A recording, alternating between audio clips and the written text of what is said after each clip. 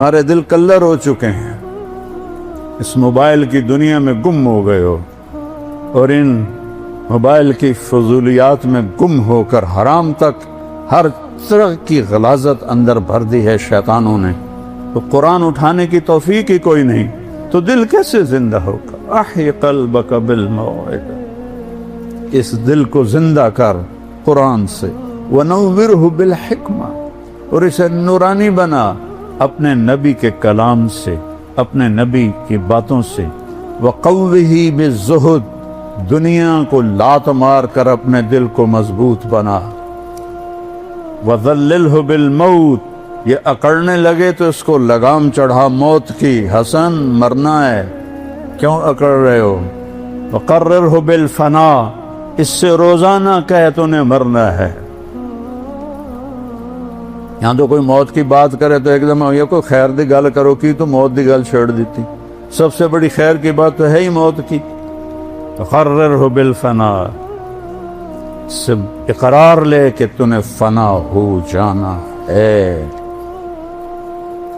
وَأَعْرِضْ عَلَيْهِ أَخْبَارَ الْمَاضِينَ، پچھلے لوگوں کی کہانیاں سنا، سِرْ فِي دِيَارِهِمْ وَانْظُرْ فِي آثَارِهِمْ أَيْنَ حَلُّوا، ان کھنڈروں میں جا جو کبھی آباد، ان ویران حویلیوں میں جا جہاں کبھی ہٹو بچو کے شور تھے، ان بڑے بڑے محلات میں جا جہاں زیب و زینت آرائش کے نمونے تھے، آج وہاں مکڑی کے جالے ہیں اور سرد سنسناتی ہوائیں ہیں اور ٹوٹی دیواریں ہیں اور گرتی ہوئی چھتیں ہیں اور بکھرے ہوئے پتھر ہیں۔ جا دیکھ، پھر ان سے سوال کر، این حلو، کہاں چلے گئے ہو؟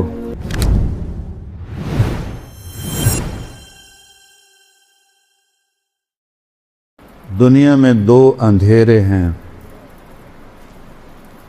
ایک رات کا اندھیرا ہے، وَآیَةٌ لَهُمُ اللَّيْلُ نَسْلَخُ مِنْهُ النَّهَارَ فَإِذَا هُمْ مُظْلِمُونَ، میری بڑی نشانیوں میں سے ہے کہ میں دن کی کھال اتار لیتا ہوں اور اندھیرا چھا جاتا ہے۔ یہ اندھیرے وہ ہیں جو آفاقی ہیں، اس کائنات کے اندر ہے۔ ایک اندھیرا ہے جو دل پہ چھاکا، اس اندھیرے کا بھی علاج اللہ نے بتایا ہے، جو دل پہ چھا جاتا ہے اس اندھیرے کا علاج تو خود بخود کرتا ہے کہ الشمس والقمر والنجوم، سورج بھی نکالتا ہے، چاند بھی لاتا ہے، ستارے بھی لاتا ہے، دن کو بھی لاتا ہے، بطور احسان فرماتا ہے، اپنی قدرت اور طاقت بتاتا ہے۔ اگر میں رات کو کھڑا کر دوں، قل ارأیتم من جعل اللہ علیکم اللیل سرمدا الی یوم القیامت من الہ غیر اللہ یاتیکم بضیاء افلا تسمعون، میں رات کھڑا کر دوں، دن کو آنے نہ دوں، کوئی ہے رات کو واپس کرے، دن کو لے کر آئے؟ سنتے نہیں ہو؟ اگر رات کو دکھائی نہیں دیتا نا، سنائی دیتا ہے، تو یہاں اللہ نے کہا سنتے نہیں ہو، اس اندھیرے کو روک دوں، کون روشنی لائے تھے؟ پھر اس کا عکس بتایا، قل ارأیتم ان جعل اللہ علیکم النہار سرمدا الی یوم القیامہ من الہ غیر اللہ یاتیکم بلیل تسکنون فیہ افلا تبصرون، میں اس دن کو کھڑا کر دوں اور اسے جانی نہ دوں، اسے آسمان کے کلیجے میں گاڑ کے رکھ دوں، چند دنوں میں جل بھن کے راکھ ہو جاؤ گی۔ من الہ غیر اللہ یاتیکم بلیل، ہے کوئی اللہ کے سوا جو رات کو لائے جس میں تم آرام کر سکو؟ تمہیں دکھائی نہیں دیتا؟ چونکہ دن کی بات ہو رہی ہے تو اس میں آنکھوں کا ذکر، اور جب رات کی بات تھی تو اس میں کانوں کا ذکر کیے کہ رات کو نظر نہیں آتا افلا تسمعون، دن میں نظر آتا ہے افلا تبصرون۔ تو ان اندھیروں کے دور کرنے کا ایک نظام قدرتی ہے جو اللہ تعالیٰ نے شروع سے بنا دیا ہے۔ یہ دل لا تعمل ابصار ولکن تعمل قلوب التی فی الصدور، یہ آنکھوں سے اندھے نہیں ہیں، یہ دل سے اندھے ہیں، ان کے دلوں پر سیاہی ہے، ان کے دلوں پر اندھیرا ہے۔ جیسے آنکھوں والا اندھا ہو جائے تو دیکھ نہیں سکتا، دل کی آنکھیں جب اندھی ہو جائیں تو اسے صحیح اور غلط کی پہچان نہیں رہتی، حق اور باطل کی پہچان نہیں رہتی، اسے جھوٹ اور سچ میں فرق نظر نہیں آتا، اسے زنا اور نکاح میں فرق نظر نہیں آتا، اسے شراب و شربت میں فرق نظر نہیں آتا، اسے ظلم اور انصاف میں فرق نظر نہیں آتا، اسے رحم اور سنگ دلی میں کوئی فرق نظر نہیں آتا، اسے سود اور پاک حلال رزق میں اسے کوئی فرق نظر نہیں آتا، اسے رشوت کے پیسے اور تنخواہ کے پیسوں میں کوئی فرق نظر نہیں آتا، اسے لوگوں کے حق مارنے میں اور حق دبانے میں اور حق دینے میں کوئی فرق نظر نہیں آتا، کیونکہ آنکھیں اندھی ہو چکی، آنکھیں اندھی۔ دلوں ان آنکھوں کو بیدار کرنے کے لیے اللہ کا ایک اور نظام ہے، وہ ہے انبیاء کا نظام جو آ کے آواز لگاتے ہیں۔ حالات معمول پہ چل رہے ہیں، جھوٹ بھی چل رہا ہے، قتل بھی چل رہا ہے، بت پرستی بھی چل رہی ہے، اور پتھروں کے آگے سجدے ہو رہے ہیں، ابھی تک گائے کے پیشاب کیے جا رہے ہیں۔ یہ نظام چل رہا ہوتا ہے کہ ایک دم ایک آواز پورے نظام کو ہلا کے رکھ دیتی ہے، یا قوم اعبدوا اللہ ما لکم من الہ غیرہ۔ یہ ایک بم پھٹتا ہے پورے معاشرے میں، اے میری قوم، تمہارا ایک اللہ ہے رب پالنے والا، اس کی بندگی کرو، ان پتھروں کو چھوڑ دو۔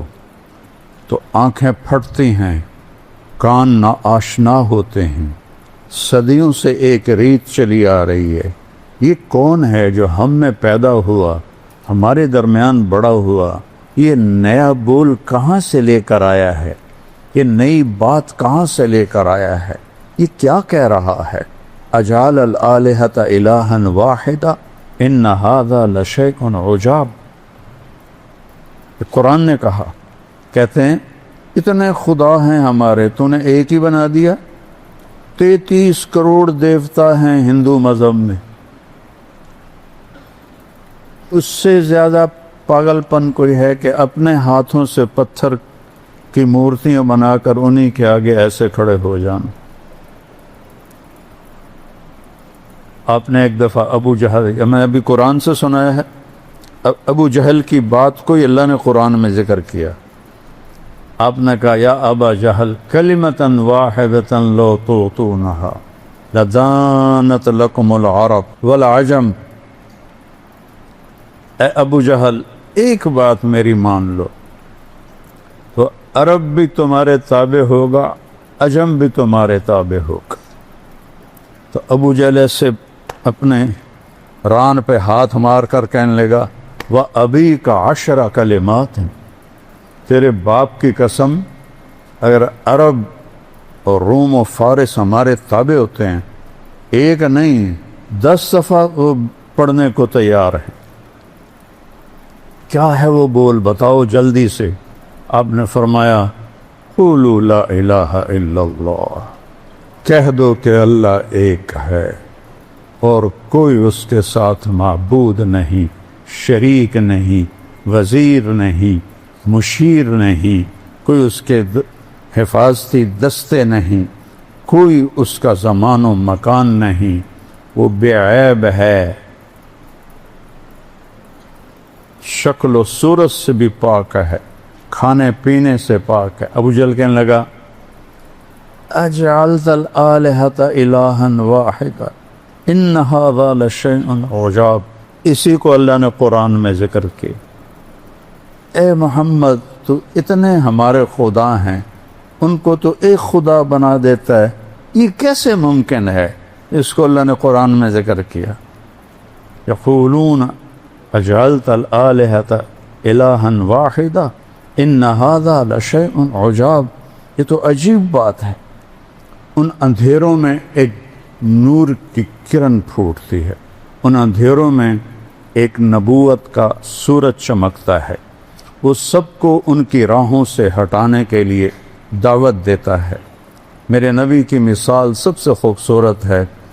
آپ کو جب اللہ نے حکم دیا قم فانذر، کھڑے ہو جاؤ میرے محبوب، یا ایھا المدثر، قرآن میں دو لفظ ہیں، یا ایھا المزمل، یا ایھا المدثر، دونوں کا مطلب ہے چادر لپیٹ کے سویا ہوا۔ رات کو سویا ہوا ہو تو مزمل عربی میں آتا ہے، دن میں سویا ہوا ہو تو مدثر آتا ہے۔ جب تہجد کے لیے اٹھایا تو کہا یا ایھا المزمل، یا چادر میں لپٹے ہوئے رات کے وقت میں اٹھ مجھ سے باتیں کر۔ جب دعوت کے لیے اٹھایا تو آپ دن میں لیٹے ہوئے ہیں تو کہا یا ایھا المدثر، اے چادر میں لپٹے ہوئے قم، کھڑا ہو جا، فانذر، بتا لوگوں کو کہ کیا ہونے والا ہے، وربک فکبر، بتا سب سے بڑا اللہ رب ہے۔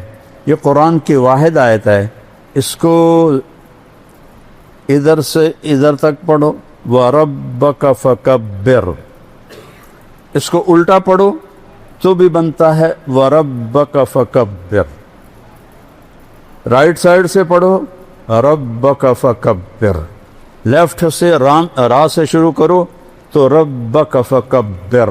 یہ قرآن میں ایک ہی آیت ہے جو اس میں پیغام کی عظمت کو بتاتی ہے کہ یہ اتنا بڑا پیغام ہے کہ سب سے بڑا رب اللہ ہے۔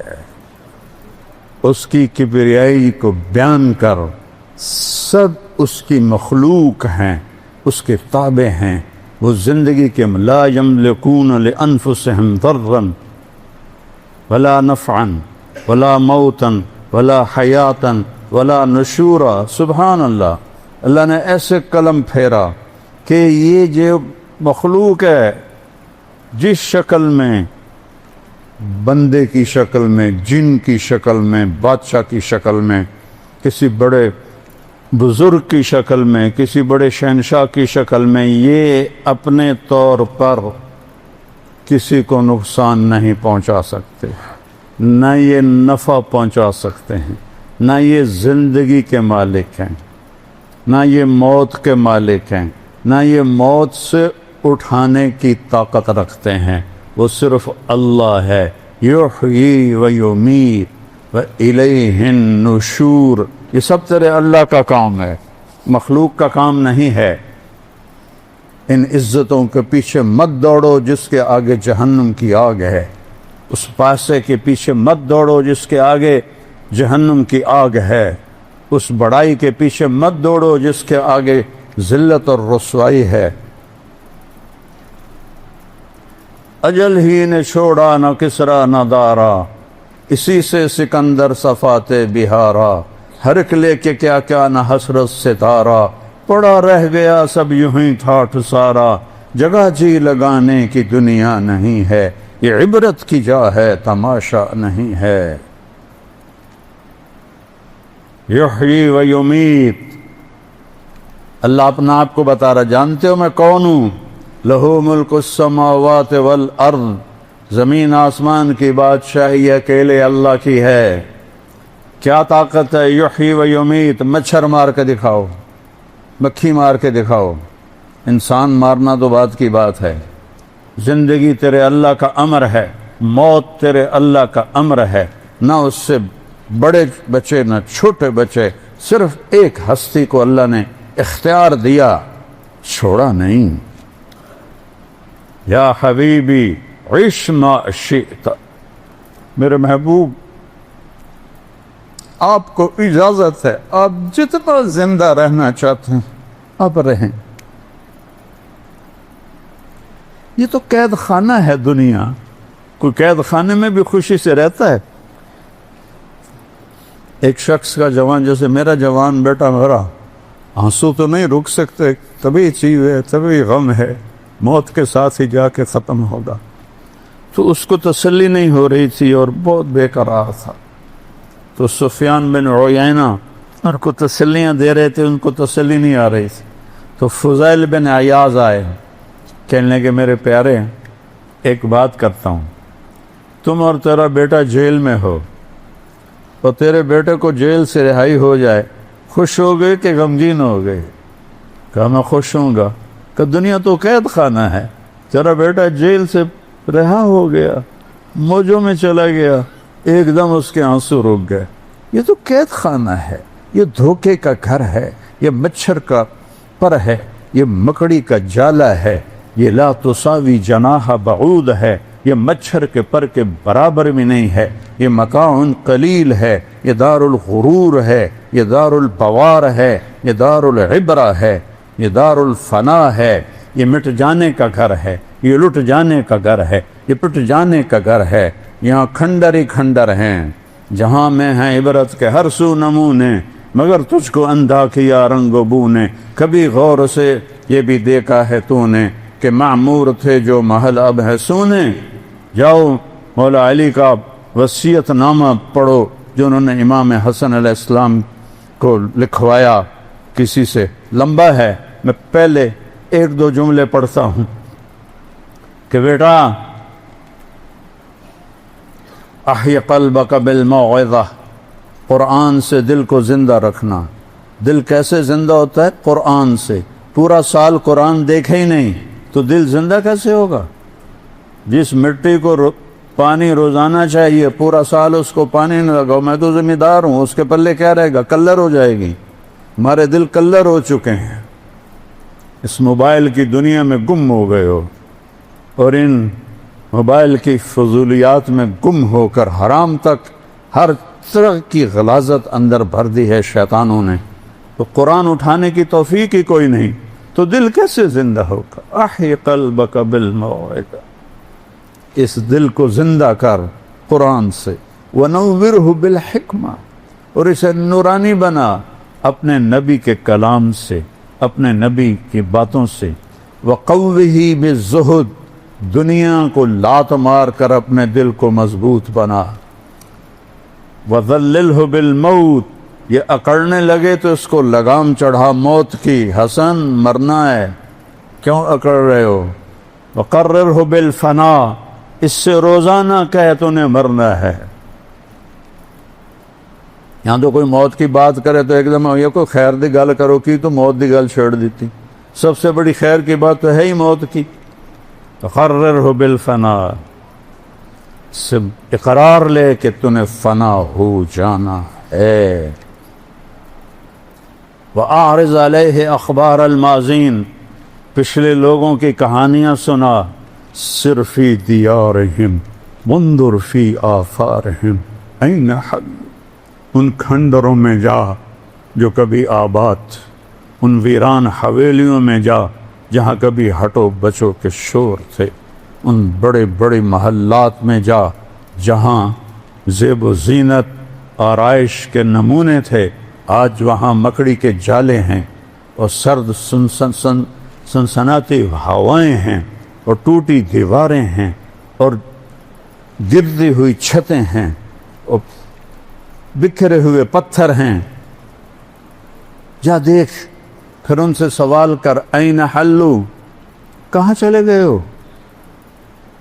کہاں گئے ہو؟